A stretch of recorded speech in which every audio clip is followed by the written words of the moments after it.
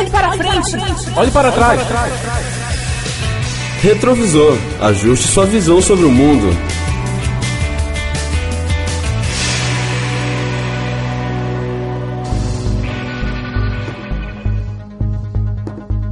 (22 de abril de 2050).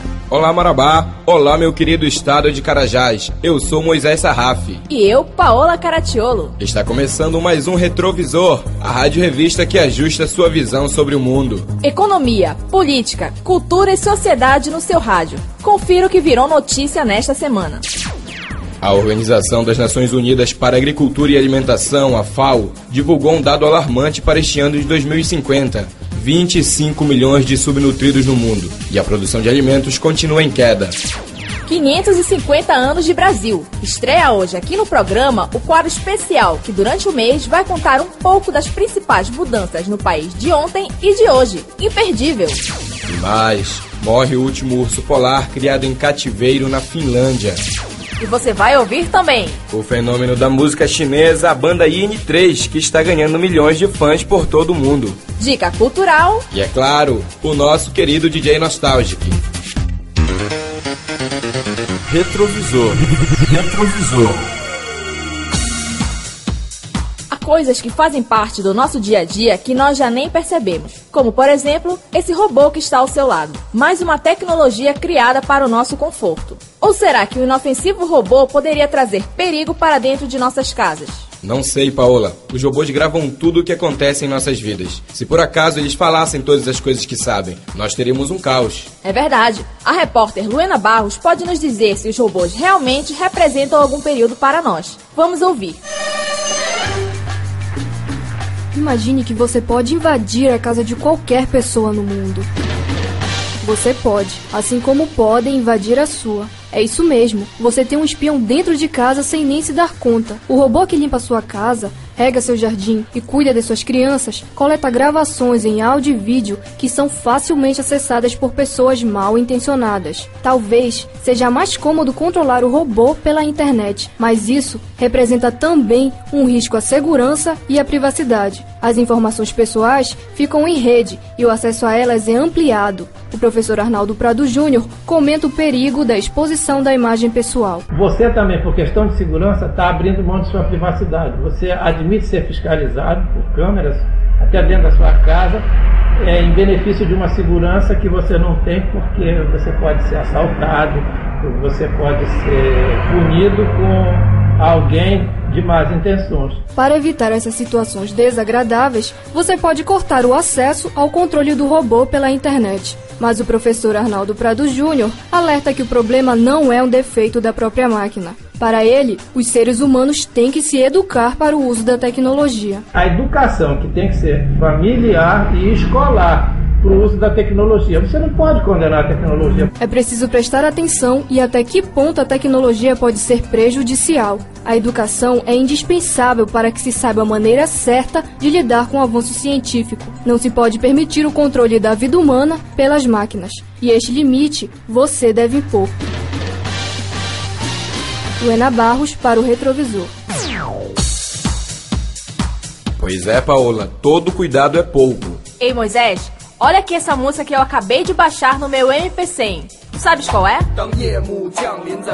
É claro que sim, é a música Beijing Evening News, da banda IN3, a trilha sonora da nova novela das 8, Muralha da China. Mas não é só isso. A música Beijing Evening News reflete também o contexto político da maior potência econômica atual. E para entender melhor esse fenômeno, vamos chamar a matéria da repórter Flávia Cortez.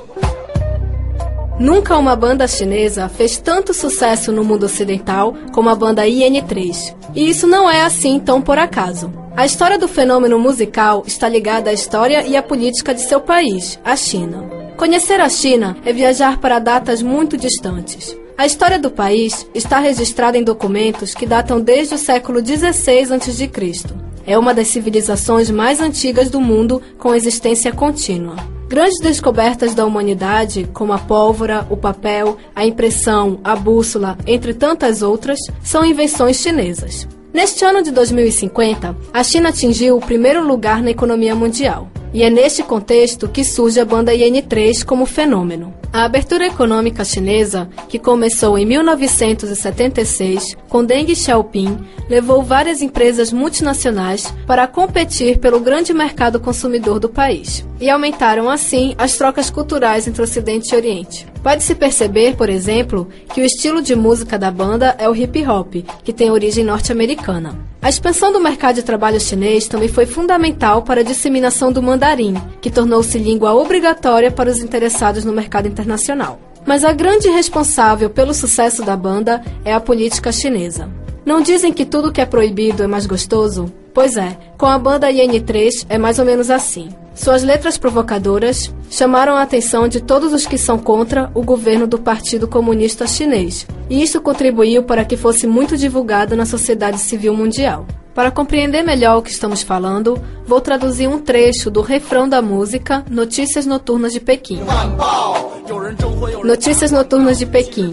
Corruptos estão por toda parte. Muitos psicóticos e surtados vão para as universidades ser professores. Notícias Noturnas de Pequim. Eu não devolvo o dinheiro que peguei emprestado de você, porque o colégio engana as pessoas cobrando por ensino grátis. Num país onde a mídia estatal é monopolizada, o IN3 faz sucesso nas casas de shows de Pequim, na internet e no mundo inteiro como uma das bandas de hip hop mais famosas. Flávia Cortez para o Retrovisor.